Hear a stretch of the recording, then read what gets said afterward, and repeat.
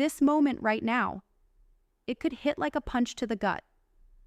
That sudden, crushing wave of panic that feels like you're drowning inside your own mind, your heart pounding like there's a drumbeat set to explode.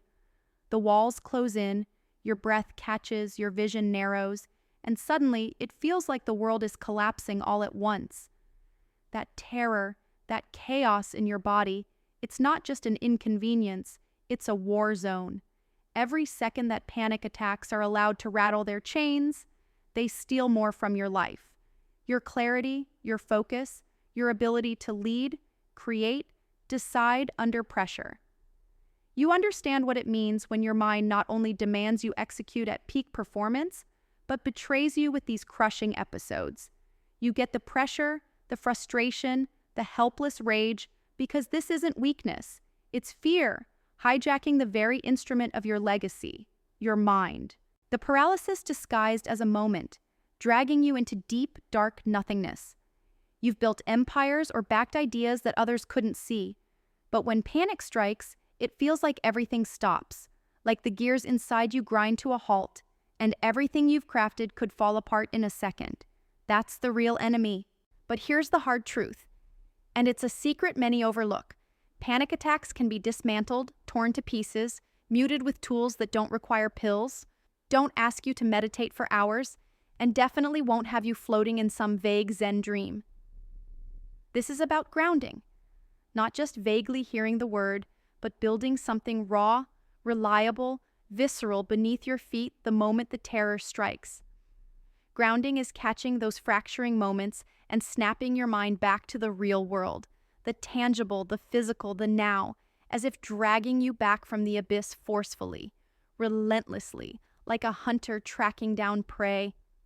When everything inside screams chaos, grounding techniques act like armor. They create an unshakable base beneath your own skin.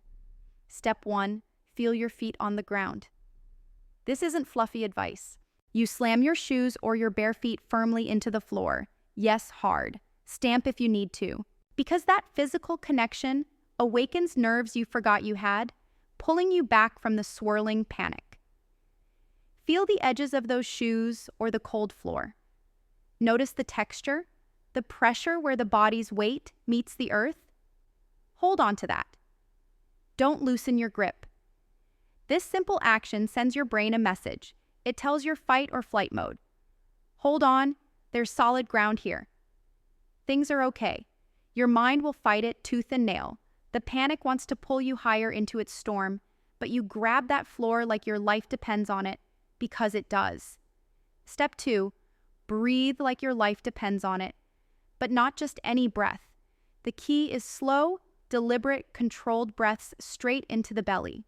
Count 4 seconds in through your nose, hold 2 seconds, then exhale for 6 seconds out your mouth, like you're blowing out a candle you want to last forever. Don't rush. This trains your nervous system to switch gears. Panic floods your body with adrenaline, makes your heart race and your chest tighten. Controlled breathing floods back through your parasympathetic nervous system, the breaker to the panic storm, calming the chaotic flood of chemicals tearing through your body. Don't ignore this step. Fight back with every breath. Own your body instead of being owned by it. Step 3, engage your senses systematically. Here's an edge not many know. Take inventory of your senses, one by one. Find 5 things you can see around you. Name them out loud or in your mind. Then 4 things you can touch: the texture, temperature, firmness. 3 things you can hear: the faintest hum, distant chatter, your own breath. Then 2 items you can smell, even if you have to shift your position to find them. And finally, 1 thing you can taste, maybe the lingering mint from that last coffee, or just your own mouth. This isn't a meditation trick. This is an engineered rewire of your attention. Panic traps you in the storm inside your mind, but tuning into your senses rewires your focus straight to reality, to what is real and tangible, breaking the insane loop of catastrophic thoughts spinning out of control. Step 4. Use muscular control to blast panic out. Clench your fists so hard that your knuckles turn white, then release. Do this not once, but repeat 5 times.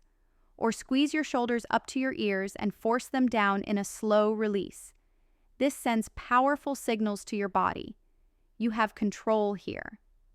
This shocks the nervous system, jumping in front of panic's autopilot to seize control of your own physicality. It's raw, it's physical, it's undeniable. When panic tries to fracture your sense of self, this technique pulls your control back into focus. Now, listen carefully, because no one will say this out loud. Panic attacks survive on your silence and shame.